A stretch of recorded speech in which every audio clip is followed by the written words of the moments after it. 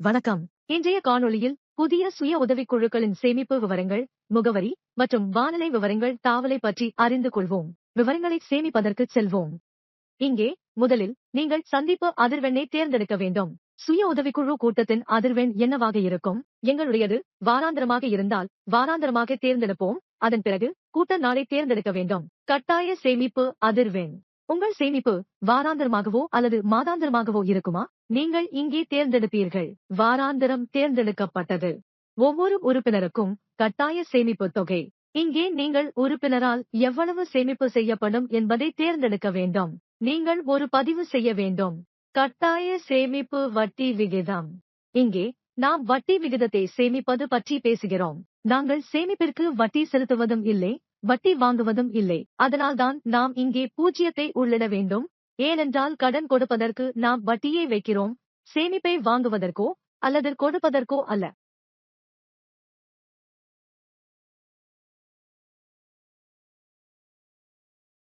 அதன் பிறகு தன்னார்வ சேமிப்பு உள்ளது. ஆம் அல்லது இல்லை, 2 விருப்பங்கள் உள்ளன.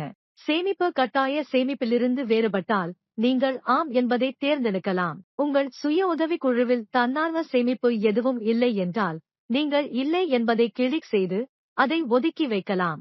நாங்கள் விவரங்களை சேமிப்போம். நாம் அடுத்த பக்கத்திற்கு வந்துவிட்டோம். அடுத்த பக்கம் முகவரிகள். நமது சுய உதவிக் குழுவின் முகவரியை இங்கே கொடுக்க வேண்டும். முதலில் நாம் நமது உள்ளிட வேண்டும்.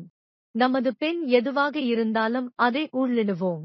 சுய உதவிக்குழு முகவரி எங்கே? அருகில் உள்ளதை நீங்கள் தட்டச்சு செய்யலாம். உதாரணமாக சிவ மந்திர் அருகில். ராம் சுய உதவிக்குழு சிவ மந்திர் அருகே கட்டப்பட்டுள்ளது.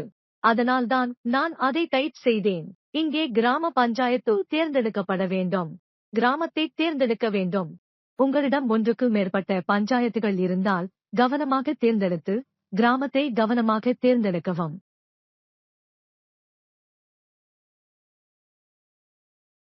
சேமிப்பதற்கு முன் சரியான ஜிபி மற்றும் கிராமத்தை தேர்ந்தெடுக்கவும். விவரங்களை சேமிப்போம். அடுத்த தாவல் மேலும் விவரங்கள். இங்கே முதலில் கணக்காளரின் அடையாளம். உங்களுக்கு 3 விருப்பங்கள் உள்ளன.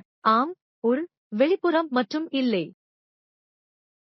ஆம், உள் என்பது உங்கள் சுய உதவிக் குழுவின் உறுப்பினர்களில் ஒருவர் கணக்காளராக இருப்பதை குறிக்கிறது. பின்னர் நீங்கள் உறுப்பினரின் பெயரை தேர்ந்தெடுக்க முடியும். ஆனால் நீங்கள் இப்போது பெயரை தேர்ந்தெடுக்க முடியாது. ஏனென்றால் இந்த புதிய சுய உதவிக் குழுவில் நாங்கள் இன்னும் எந்த உறுப்பினரையும் சேர்க்கவில்லை. நன்றி.